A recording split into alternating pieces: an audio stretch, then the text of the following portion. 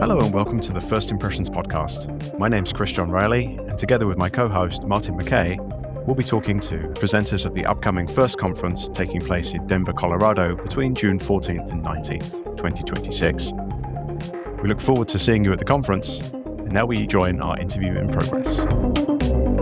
This time on the show, I'm lucky enough to be sitting down and talking to Vijay Sarvepalli, Principal Engineer at CERT Coordination Center, and Christopher Cullen, Vulnerability Researcher at CERT Coordination Center. They're going to be giving a talk at the upcoming FIRST conference in Denver, Colorado, From CVD to Secure Releases, Automating Security from Source to Releases. Welcome to the show, guys. Yeah, thanks for having us on. Appreciate it. Thank you for having us. It's a pleasure. I've been looking forward to this one because it's something that's very close to what I've been living for many, many years. So maybe you can give the people listening a little bit of a breakdown about what you're going to be presenting on at the upcoming conference. The presentation that we're going to work off from is basically an idea that started somewhere in early 2020 when we were looking at a number of open source projects, vulnerabilities that are being reported to us, and many of them would become a discussion in a public forum before release, and many of them will go unpatched for sometimes, I believe the average is 14 days at that time. They remain unpatched before an exploit or something comes out. Then there's a panic and there's a patching. So to avoid this pattern, we basically started asking the researchers to submit if they have a patch. Let's just start with a patch and try to secure this. At the same time, GitHub was doing something creative with their GitHub security advisory. So we partnered with them. The journey has been from that time to today, where we are able to look at different ways of getting involved very early in a project to close the gap between when CVD finishes and the patch goes out, how fast we can be, how reliable we can be, how we can automate the whole sequence of events, and how we can impact all the way to the supply chain. So in these cases, we're talking about open source components, open source platforms? For most part, yes. There are one or two cases where we've handled a reverse engineered portion of software of a firmware where we tried to do a similar thing. It's not been as effective, but when it's in open source, it's been much more easy for us to basically almost automate the cycle of us getting involved early to not only understand the vulnerability, patch it, and hit the whole distribution cycle of how it's getting released as NPM packages or PyPI or Conda or other ways which the software is getting distributed to the pipeline. So my section of the presentation will be kind of more case studies. It'll specifically be around a recent case that we had affecting the AI platform called SGLang. We released 3 vulnerabilities, and throughout the course of that coordination process, we basically hit on all the different things that Vijay and many of the other members of the staff have been trying to work on through this sort of CVD process of addressing these concerns with open source software. So it's a really good case study of showing like, hey, these are the types of challenges that we run into when we're attempting to do coordination. Here are the ways that we tackle them. Here are the ways that some other people have kind of stepped up, stuff that we've learned. And here's how we think that they're going to change in the future and what we're doing to kind of address some of the versioning concerns that are coming out in this sort of field, especially when it comes to AI.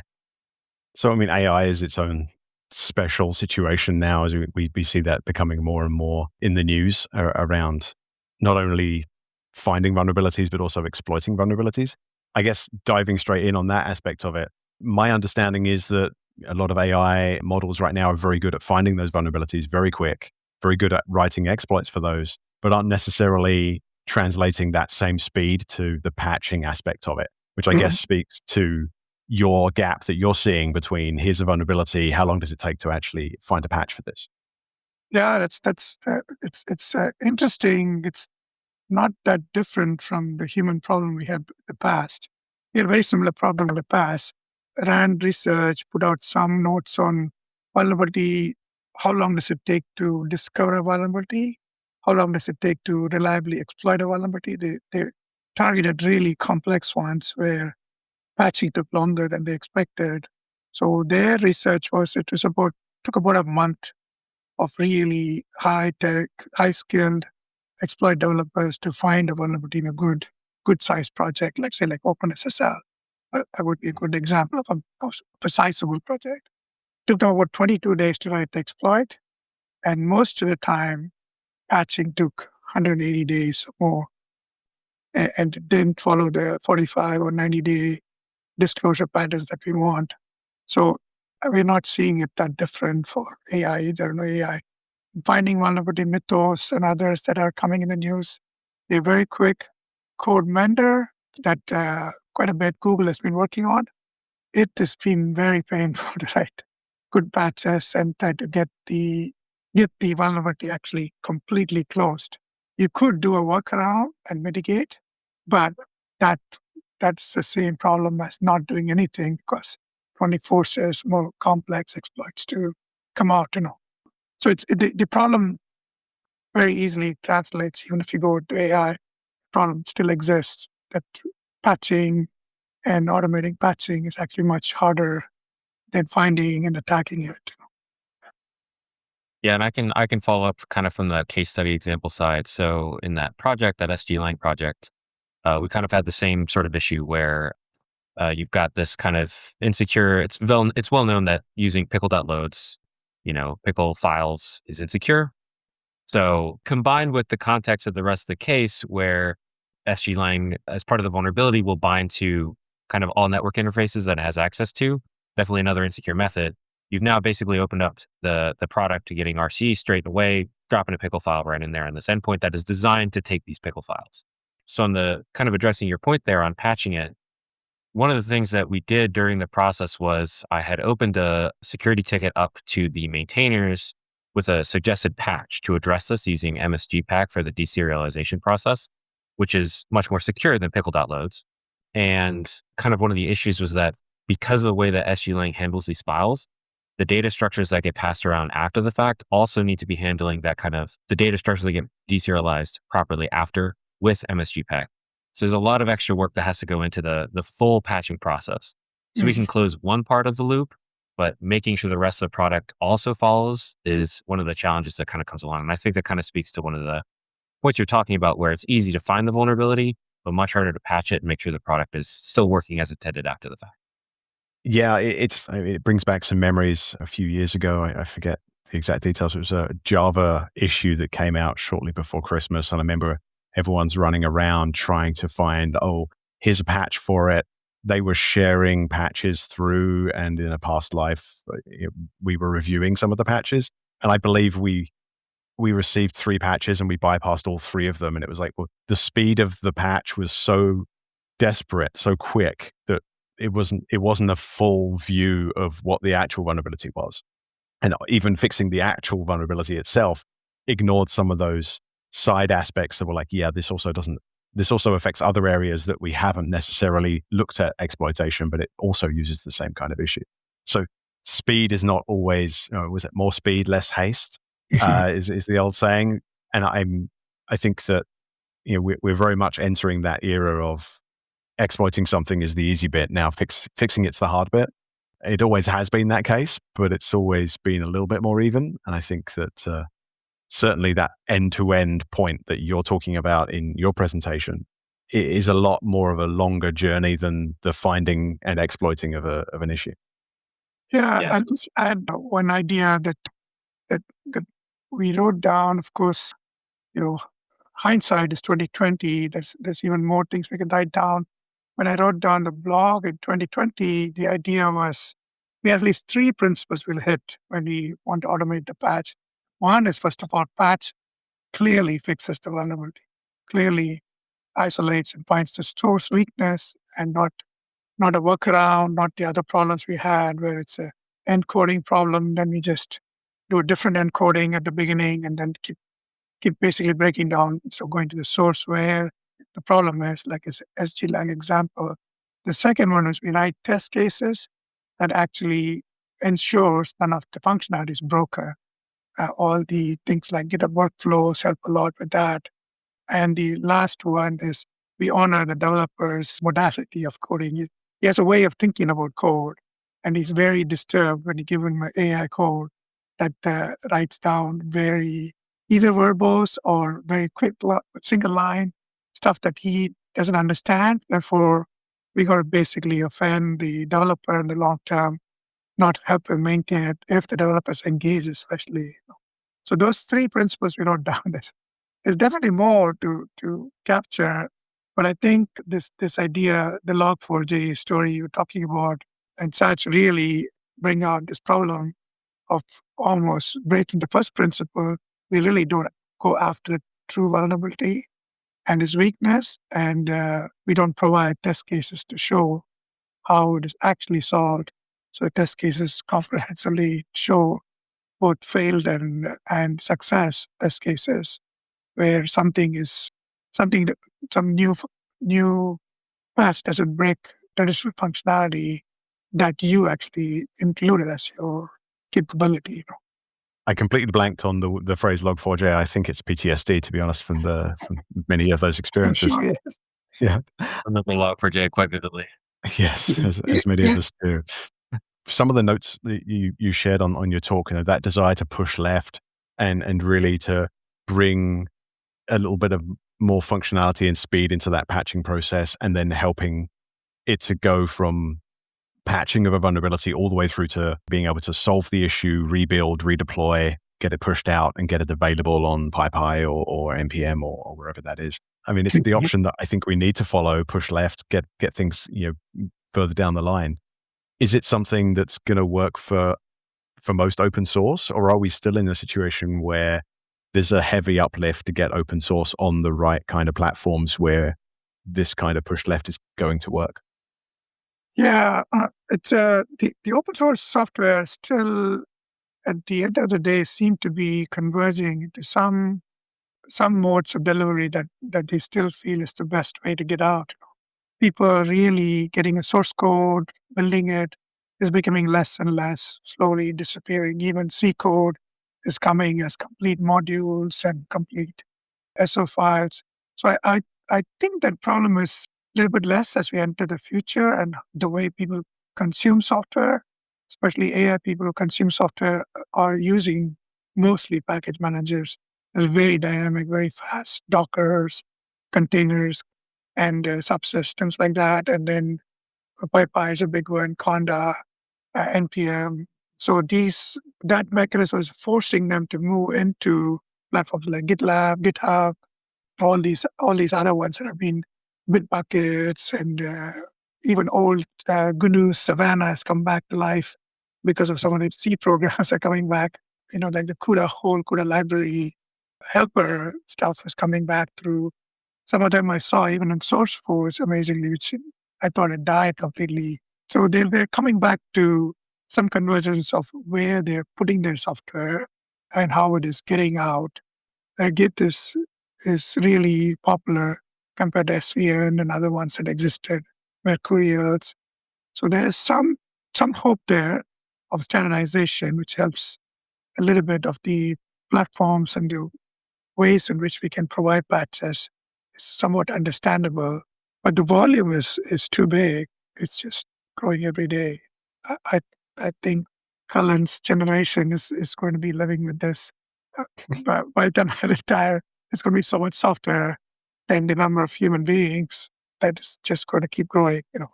Bit of a meta comment that I kind of think we're in a little bit of a hump here.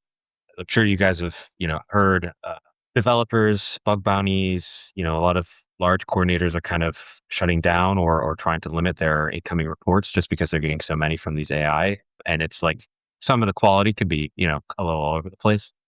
And I think that kind of same thing is sort of happening within the open source community. And I think what'll kind of happen is towards sort of the other end, when these kind of, weaker links can kind of get shaved off, you'll probably end up with something sort of looking like standards kind of on their own. And then it'll be kind of our work to kind of push that left, to kind of hit to the target that we're looking at.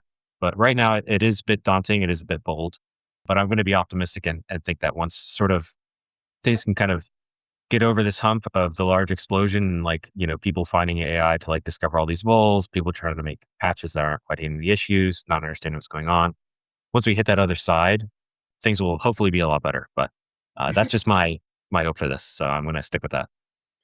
It's always good to have a positive outlook on things. And I think I think at various points we've had large challenges that we've come together as an industry to partially solve and then ignore for many decades, like SQL injection. So, you know, we never really solve things as an industry. We just solve them until there's no money in it anymore, and then we move to the next thing. But I think we do make strides to make things slightly better along the way. So I have hope. Looking at your talk at the upcoming First Conference, what are you looking for people who are attending? What do you expect people to leave understanding at the end of your talk? Yeah, I would say there's quite a few CVD communities there. There's research there. All of them need to basically look at this modern approach of getting very early a connection to their patching system. We talked about this to many of the big guys like Microsoft's and Google's and Intel's. If they're going to have a bug bounty program and they're not going to have connection to their developers, that is basically going to have the same problems that we see in the open source world. We want them to think about connecting these dots towards delivery of software as late in the process as possible. In the CVD, we have these cycles we see through which the process go through, from discovery, reporting, triaging, remediation to public awareness and deployment. And if you're not aware of deployment and where it's getting released, and these coordinators are working in that center section, you may still be basically breaking the way the software is released. So that's our hope. The PSETs look into this, look into integrating to their deployment channels as quickly as possible. NVIDIA that are putting out CUDA libraries, there are going to be bugs in it. All the frameworks that are coming in for basically enhancing GPUs, if you don't know the deployment methods in which this is getting delivered, your PSET is not going to really be successful. We talk about a PSET, and we talk about other coordination centers like JP CERT, say, and many other CERT coordination centers that are coming up, including bug bounty platforms, how they understand all the way to delivery, how the software is getting out, and how they understand very early to pull patches from the reporter, from the researcher, from the finder to kick off the process, not kicking off the process without an understanding of what it takes to patch this will make it very difficult to really evaluate, embargo, all these problems that we've seen in the past. So that's our hope for people who come in, that PSETs really take this on and the CVD handlers really start considering this as a good life cycle, start basically seeding the idea of at the early discovery phases. We encourage researchers to come with a patch, come with a solution, and understand the attack they are doing, understand the environment they're attacking.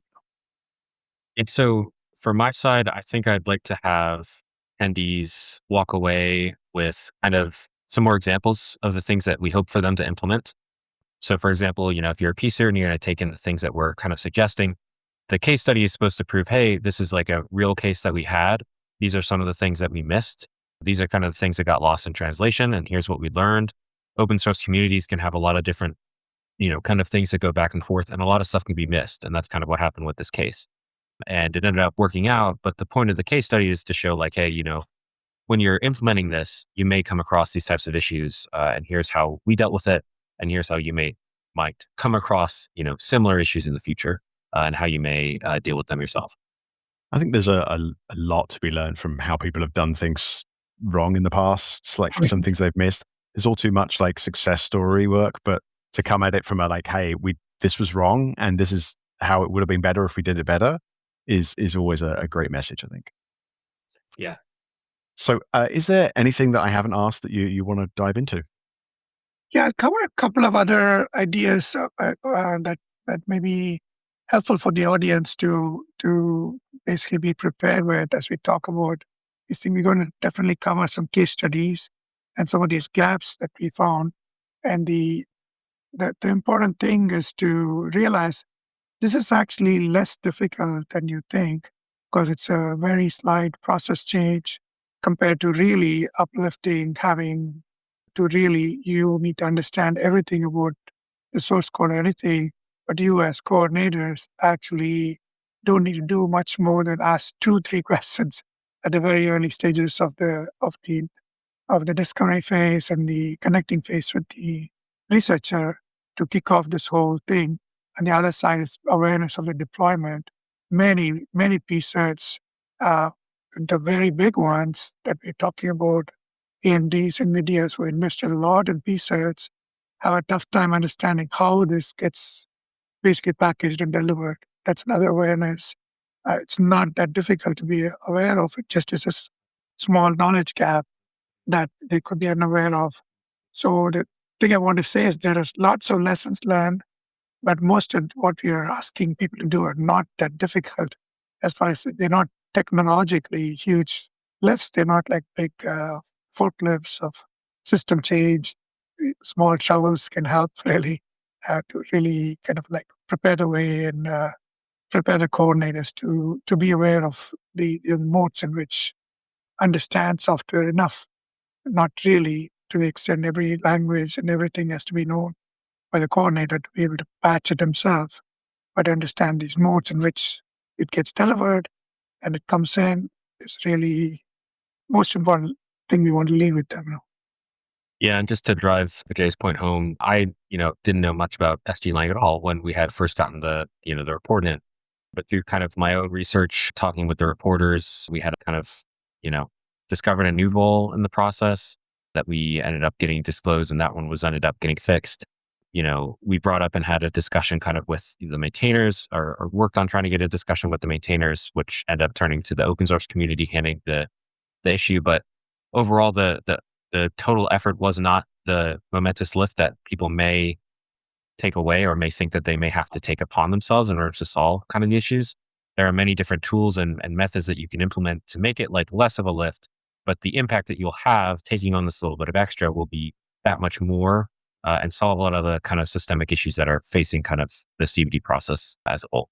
Looking forward to the community coming together, learning about what your research is and what the recommended changes and tweaks they can make in their processes are, and that dialogue can start about how we can make things better in the future.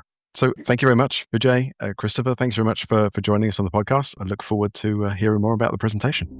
Yeah, thank you very much. Thank you, Chris. You've been listening to the First Impressions podcast, the official podcast of the FIRST Conference. The upcoming FIRST Conference is taking place in Denver, Colorado between June 14th and 19th. Looking forward to seeing you there.